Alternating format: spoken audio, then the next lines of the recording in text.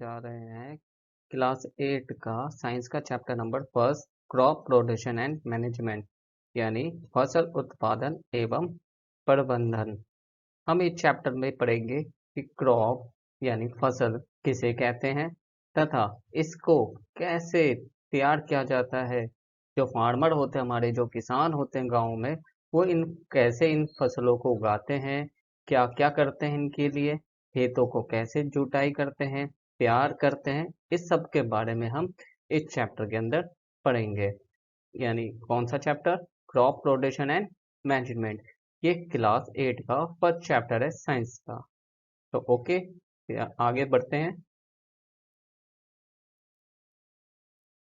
सबसे पहले क्वेश्चन आता है हमारा कि चैप्टर में फसल क्या है। ठीक है, तो हमें चैप्टर के बारे में पता होना चाहिए कि हम चैप्टर की फसल क्या है, क्योंकि चैप्टर ही है फसल के बारे में। तो फसल क्या होता है? जब एक ही प्रकार के पौधे किसी स्थान पर बड़े पैमाने पर उगाए जाते हैं तो इसे फसल कहते हैं। ठीक है, यानी when plant of the same kinds means एक ही जैसे cultivated at one place on a large scale, यानी एक ही इस जगह पे बहुत सारी फसल उगाई जाती है, उसे कहते हैं क्रॉप। मीन्स अब इसे समझ लेते हैं। मान लो एक खेत है, बहुत बड़ी भूमि है, बहुत बड़ा जमीन का टुकड़ा है, उसमें हमने एक ही तरह के पौधे लगा दिए, जैसे कि चावल चावल के पौधे हमने बहुत सारे लगा दिए। तो ये बहुत सारे चावल के पौधे क्या कहलाएंगे? फसल, यानी क्रॉप। यानी कहने का मतलब है कि जब एक ही प्रकार के जो प्लांट्स होते हैं, एक ही प्रकार के सेम काइंड्स के, और वो हमने जमीन के बहुत बड़े हिस्से में एक साथ उगाते हैं, तो हम उसे कहते हैं क्रॉप, यानी फसल। ठीक है, तो फसल की डेफिनेशन याद हो गई होगी। जब एक ही प्रकार के पौधे किसी स्थान पर बड़े पैमाने का मतलब है बहुत ज्यादा उगाए जाते हैं, तो इसे फसल कहते हैं। When plant of the same kind are cultivated at one place on a large scale, it is called it crops. ठीक है, इंग्लिश में फसल को क्या कहते हैं? क्रॉप। अब सीजन के हिसाब से क्रॉप्स दो प्रकार के होते हैं। सीजन्स मतलब मौसम, जलवायु। हमारे पास भारत में अलग अलग मौसम्स होते हैं। ठीक है, तो उसके अकॉर्डिंग हम फसल को दो टाइप्स में यानी टू टाइप्स में डिवाइड करते हैं। पहला होता है हमारा खरीफ, दूसरा होता है हमें रबी। यानी पहला खरीफ क्रॉप एंड दूसरा होता है हमारा रबी क्रॉप। अब इन दोनों के बारे में थोड़ा थोड़ा पढ़ लेते हैं। सबसे पहले आता है हमारे पास kharif crops. The crops which are sown in the rainy season, ये कब उगाया जाता है? रेनी सीजन में। आर कॉल्ड खरीफ क्रॉप, यानी जो बारिश के मौसम में यानी वर्षा ऋतु में जो फसल बोया जाता है उसे क्या कहते हैं? खरीफ फसल कहते हैं। ओके, यानी खरीफ क्रॉप्स कहते हैं। कब? जब रेनी सीजन यानी वर्षा ऋतु में बोया जाता है। The rainy season in India generally from June to September, यानी भारत में वर्षा ऋतु यानी रेनी सीजन कब आता है? जून से सितंबर तक आता है। ठीक है, इन्हीं मौसम में जो फसल हम उगाते हैं उन्हें क्या कहते हैं? खरीफ क्रॉप्स कहते हैं। जैसे कि ये आपको दिख रहा है, यहाँ पे हमारा राइस है, ठीक है, ये मक्का है, ये हमारा बीम है, ठीक है, ये हमारी मूंगफली है। ऐसे फसल हम कब लगाते हैं? खरीफ में, जो कि जून से सितंबर तक होती है। इसकी भी डेफिनेशन याद हो गई होगी। खरीफ फसल क्या होती है? खरीफ फसल रेनी सीजन में उगाई जाती है। ये जून से सितंबर में होती है। इसमें धान, मक्का, बीन्स एंड मूंगफली जैसे फसल आते हैं। नेक्स्ट आता है हमारे पास rabi crop. The crop grown in the winter season, ये कब आता है? शीत ऋतु। शीत ऋतु में यानी ठंडी का मौसम कब होता है? October to March. Are called rabi crop. The crops grow in the winter season October to March और कॉल्ड रबी क्रॉप, यानी रबी फसल शीत ऋतु यानी ठंडी मौसम में अक्टूबर से मार्च तक में उगाई जाने वाली फसलें रबी फसलें कहलाती हैं। कहने का मतलब ये है, इस लाइन की मीनिंग ये है कि रबी क्रॉप्स होती है वो ठंडियों के मौसम में उगाई जाती है, और ठंडी का मौसम कब होता है? अक्टूबर टू मार्च। ठीक है। और इसमें गेहूं आ जाते हैं, चने आ जाते हैं, मटर आ जाता है, और क्या नाम है, सरसों आ जाते हैं, और तिल आ जाते हैं। ये सारी फसलें रबी क्रॉप्स होती हैं। ठीक है। अब हम आगे पढ़ते हैं basic practice of crop rotation, यानी बेसिक चीजें क्या होती है क्रॉप्स को तैयार करने के लिए। तो हमारे पास यहाँ देख रहे हो लाइन से 7 पार्ट्स लिखे हुए हैं। सबसे पहला है प्रिपरेशन ऑफ सॉयल, यानी मिट्टी को तैयार करना चाहिए खेतों में। सोइंग, फिर उसके बाद हमें बुआई करते हैं, बीज को बोते हैं। फिर third, adding manure and fertilise, यानी उसमें खाद और उर्वरक देते हैं। फिर फोर्थ, इरिगेशन, यानी सिंचाई, पानी देते हैं। फिफ्थ, प्रोटेक्शन ऑफ वीड्स, यानी खरपतवार से सुरक्षा करते हैं अपनी मेन फसल। खरपतवार क्या होता है? जो अनचाहे पौधे उग जाते हैं खेत में, जिन्हें हमें जरूरत नहीं होती है, जैसे घास, ये उग जाते हैं तो इन्हें हमें हटाना हटाना पड़ता है। ठीक है। हार्वेस्टिंग, फिर हमारी फसल तैयार हो जाती है तो हमें उसकी कटाई करनी पड़ती है। फिर सेवन, स्टोर, यानी भंडारण, हमने जो कटाई की है अपनी फसल में से हमने गेहूं निकाला, चावल निकाला, फिर हम उसको स्टोर करते हैं। ऐसे थोड़ी खेत में खुला छोड़ देंगे, तो हमें उसकी जगह करनी पड़ती है, उसे कहते हैं स्टोर। तो ठीक है, यानी basic practice of crop rotation में हमें 7 स्टेप लेने होते हैं, 7 स्टेप होते हैं। सबसे पहला होता है प्रिपरेशन ऑफ सॉइल, यानी मिट्टी तैयार करना। दूसरा होता है सोइंग, यानी बुआई करना। थर्ड होता है एडिंग एंड मैन्योर फर्टिलाइजर, यानी खाद एवं उर्वरक देना। फोर्थ, इरिगेशन, यानी सिंचाई करना। प्रोटेक्टिंग फ्रॉम वीड, यानी खरपतवार से सुरक्षा देना। हार्वेस्टिंग, यानी कटाई करना। एंड सेवन, स्टोरेज, यानी भंडारण करना। अब हम इन सब के बारे में एक एक करके डीपली में डिटेल में जानते हैं। सबसे पहले आता है मेरे पास सॉइल प्रिपरेशन। तो सॉइल प्रिपरेशन क्या होता है? जैसे कि हम देखें, no soil is the ideal hence is the nascent and the preparation of the soil before and after the cultivation, यानी कोई भी मिट्टी खेती के लायक नहीं होती।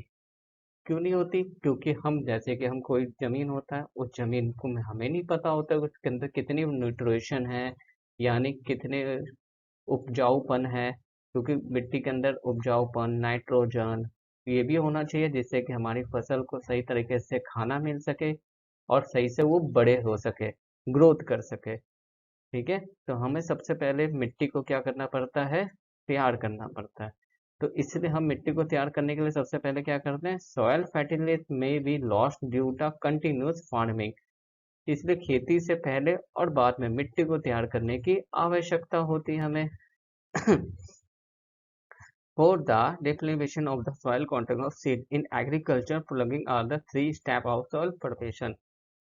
यानी लगातार जो हम खेती करते रहते हैं एक ही जमीन में, तो खेती का क्या होता है? खेती से जो उपजाऊपन होता है वो चला जाता है, जिसके वजह से हमें खेत को फसल लगाने से पहले खेती को तैयार करना पड़ता है। अब खेत को तैयार करने के लिए हमें इसे 3 स्टेप में डिवाइड करते हैं। सबसे पहले हमारे पास आता है जुताई, भूमि समतल करना और खाद डालना। ये 3 स्टेप जो होते हैं पहले हमने किसी भी फसल को लगाने से पहले करना पड़ता है। ठीक है। अब इनके बारे में भी आगे देखते हैं। सबसे पहला आता है tilling and ploughing. The process of the loosening and turning of the soil is the called tilling और ploughing and done is by using a plough, यानी जुताई। मिट्टी को उलटने और पलटने, देख लो ये जो एक हल है और ये चला रहे मिट्टी में, और इधर भी देखो ये 2 बैल है। ये कैसे पहले के टाइम पे ऐसी खेती को खेतों को जुताई की जाती थी, यानी खेतों में मिट्टी को सॉफ्ट किया जाता था।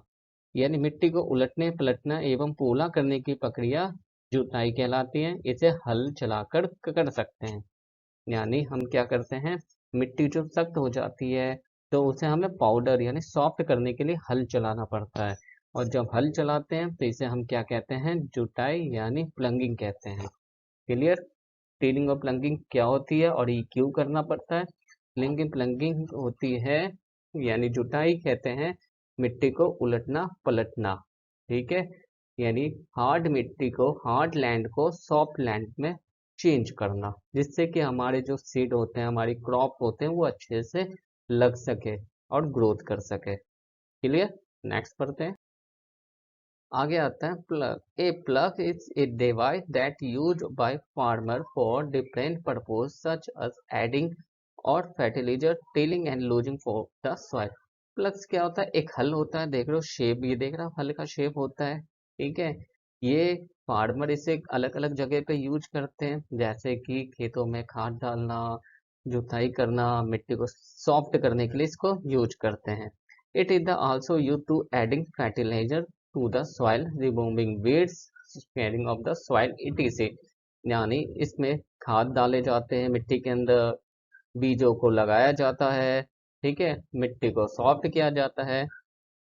द नेक्स्ट देते हैं, द प्लगर है is the triangular iron string. ये क्या बना होता है? ये नीचे का जो देख रहे हो, ये किस चीज से बना होता है? आयरन से बना होता है, ट्रायंगल के शेप में, ताकि ये मिट्टी के अंदर आसानी से जा सके। अगर आयरन का नहीं होता तो दूसरा अगर टूटने का डर होता है, क्योंकि मिट्टी तो हार्ड भी होती है कई जगह बहुत ज्यादा, इसलिए से आयरन का बनाया जाता है। The plug shaft in the main part of the plug which is the made using log of would. और जो ये बनाया जाता है, ये वुड का बनाया जाता है, यानी लकड़ी का। The other end of the shaft है द हैंडल, और एक हैंडल बनाया जाता है, ये इसे हम पकड़ के, और ये बैलों को ऊपर रख दिया जाता है, यानी एनिमल्स के ऊपर रख दिया जाता है। और आपने देखा ही होगा इसके पीछे के पिक्चर्स में, कैसे एक हल, दो बैल होते हैं, उनको ऊपर रख दिया जाता है, और पीछे हैंडल को पकड़ के फार्मर जमीन, और ये से जमीन में लगा के फार्मिंग करता है, यानी प्लगिंग करता है। The other end attach to the beam beach the place the bull neck, यानी बैलों के गर्दन पर रख दिया जाता है। A wooden traditional plough at the corporate appear on the ox ear and man, and nowadays this wooden plugs window replace on the iron plugs। और ये जमीन के अंदर से ले जाकर इसकी खेती यानी प्लगिंग और टीलिंग की जाती है। हिंदी में एक बार देख लेते हैं। हल एक ऐसा उपकरण है जिसका उपयोग किसानों द्वारा विभिन्न उद्देश्यों के लिए किया जाता है, जैसे उर्वरक डालना, जुताई करना, मिट्टी को ढीला करना। जैसे अभी मैंने इससे पहले भी बताया था कि प्लग क्या होता है, यानी हिंदी में उसे हल कहता है, और ये किस लिए काम आता है? फर्टिलाइजर डालना, प्लगिंग करना, मिट्टी को सॉफ्ट करना, इसी के लिए। इसका उपयोग मिट्टी में खाद डालते हैं, यानी फर्टिलाइजर करते हैं, बेडिंग करते हैं, मिट्टी को खुरचते हैं, के लिए भी किया जाता है। हल किसका बना होता है? लोहे की तिनकोने यानी ट्रायंगल शेप में बना होता है, जो कि मैंने इससे पहले भी बताया था। ये किसका बना होता है? आयरन का। हॉल का सॉफ्ट हॉल का मुख्य भाग होता है, जो कि हमने ये अभी बताया, ये इसका सॉफ्ट भाग होता है। मुख्य भाग जो लकड़ी के लट्टे यानी लकड़ी से बना होता है। सॉफ्ट के दूसरे सिरे को हैंडल कहते हैं, यानी ये हैंडल होता है जिससे हम लोग पकड़ते हैं, यानी फार्मर पकड़ते हैं इसे। दूसरा सीधा बीम से जुड़ा होता है, जिसे बैल की गर्दन पर रखा जाता है, ये बैल के गर्दन पर रखा जाता है। एक लकड़ी का हल एक बैल और आदमी जोड़ी द्वारा चलाया जाता है, यानी एनिमल्स पे रख दिया जाता है, और एनिमल्स इसे खींचते हैं, और फार्मर इसको पकड़ के रखता है हाथ से, और ये जमीन के अंदर लगा होता है, ठीक है, जिससे कि जमीन खुदती चली जाती है, सॉफ्ट होती चली जाती है। आजकल इनके जगह पे स्थान पर लोहे के हलों ने ले लिया। जैसे आजकल तो हम हलों का उपयोग नहीं करते हैं, ट्रैक्टर का यूज किया जाता है। आजकल फार्मर पैसे समय बचाने के लिए ट्रैक्टरों का यूज किया जाता है, क्योंकि हल से काफी टाइम लगता था, एनिमल्स पावर्स लगती थी, वुमेन्स पावर लगती थी, बहुत समय भी लगता था, लेकिन ट्रैक्टर ने काम आसान कर दिया है। अब आते हैं हम होई। होई मीन्स कुदाल। A hoe is the tool that used to dig up soil to remove weeds and also loosening up the soil before planting and the spelling। कुदाल ये सबके घरों में आपने देखा होगा, आपने भी देखा होगा कि एक कुदाल होता है जिससे कि हम मिट्टी को खोदते हैं। कुदाल एक ऐसा उपकरण होता है जो खरपतवार को हटाने के लिए मिट्टी को खोदता, पौधे लगाने से पहले मिट्टी को ढीला भी करता है। यानी हमने जुताई कर ली, हल के द्वारा मिट्टी को हमने खोद लिया, बट क्या है, वो मिट्टी खुद तो गई है, लेकिन मिट्टी के जो बड़े बड़े पार्ट्स हो जाते हैं, खुद जाते हैं, उनको शेप में लाने के लिए, एक बराबर करने के लिए हमें कुदाल की जरूरत पड़ती है। कुदाल क्या करता है? खोद देता है, मिट्टी को खोदता है, ठीक है, मिट्टी को खोद के सही बनाया जाता है। हाँ, cultivator. A cultivator is the attached to the tractor and the helps in the losing the soil। Cultivator are used instead the ploughing in the faster। मैंने पहले भी बताया था, हल पहले के टाइम पे यूज किया जाता था, जो कि काफी समय वुमेन्स पावर, एनिमल्स पावर बहुत ज़्यादा ही यूज होता था। लेकिन अब न्यू टेक्निक आ गई तो हम कल्टीवेटर का यूज करते हैं, जो कि ट्रैक्टरों से जोड़ दिया जाता है और ये मिट्टी को ढीला करने में मदद करता है, तथा ये हल के स्थान पर कल्टीवेटर बहुत तेजी से काम भी करता है, इसलिए लोग आजकल इनका यूज करते हैं। नेक्स्ट आता है हमारे पास सोइंग। सोइंग मतलब होता है बुआई, यानी आपने मिट्टी को तो तैयार कर लिया, मिट्टी को आपने जुताई कर ली, मिट्टी को समतल कर लिया, बराबर कर लिया, लेकिन अब मिट्टी को तैयार करने के बाद क्या आता है, अब उसमें आता है सोइंग यानी बुआई करना। तो sowing the process planting the seed in the soil, यानी मिट्टी में बीज बोने की प्रक्रिया को बुआई कहते हैं। The seed are the sowed in the soil that is the loosen by the cultivator और प्लग, यानी कल्टीवेटर या हल से मिट्टी को ढीला करने के बाद बीजों को मिट्टी में बुआई की जाती है। ठीक है, पहले हमने मिट्टी को तैयार किया, सॉफ्ट किया, बराबर कर लिया, और हमने अब उसमें क्या डालना होता है, बीज। तो हम उसमें अब बीज को लगाते हैं, इसी को हम बुआई यानी स्वाइंग कहते हैं। लेकिन बीज को लगाने से पहले हमें एक चीज देखनी होती है कि बीज हमारी क्वालिटी की होनी चाहिए। अगर बीज हमारे खराब होंगे तो हमारे क्रॉप भी तो खराब हो जाएंगे, इसलिए बीज की क्वालिटी को चेक करने के लिए हम क्या करते हैं, एक एक्टिविटी देखते हैं, कर भी लेते हैं। कुछ बीजों को हम लेते हैं और उसे एक बाल्टी पानी में डाल देते हैं। जो बीज तैरते हैं, ऊपर पानी के ऊपर तैरने लग जाते हैं, तो बीज क्या होते हैं, वो खराब बीज होते हैं, डैमेज बीज होते हैं, जिसे कि हम बाहर निकाल कर फेंक देते हैं। और जो पानी में नहीं तैरते हैं, नीचे डूब जाते हैं, वो सारे बीज क्या होते हैं, ठीक होते हैं, हमारे फसल के लिए ग्रोथ करने के लिए सही होते हैं। तो इससे हमें क्वालिटी ऑफ द सीड के बारे में पता चल जाता है। पढ़ लेते हैं एक बार। Quality of the seed is an important factor that determines the crop yield. Selection of good seed is done by putting the seed in water. The dead and damaged seed become hollow and float on water, whereas the good seed is the sink. यानी बीज की गुणवत्ता एक महत्वपूर्ण कारक है जो फसल की उपज को निर्धारित करता है। अच्छे बीजों का चयन बीजों का पानी में डालकर किया जाता है। खराब और क्षतिग्रस्त बीज खोखले हो जाते हैं और पानी में तैरने लगते हैं, जबकि अच्छे बीज डूब जाते हैं। मैंने अभी जैसे आपको बताया था कि हमें मिट्टी तैयार करने के बाद उसमें बुआई करनी पड़ती है, और बुआई करने से पहले हमें क्या देखना होता है, अच्छे बीजों की क्वालिटी देखनी होती है।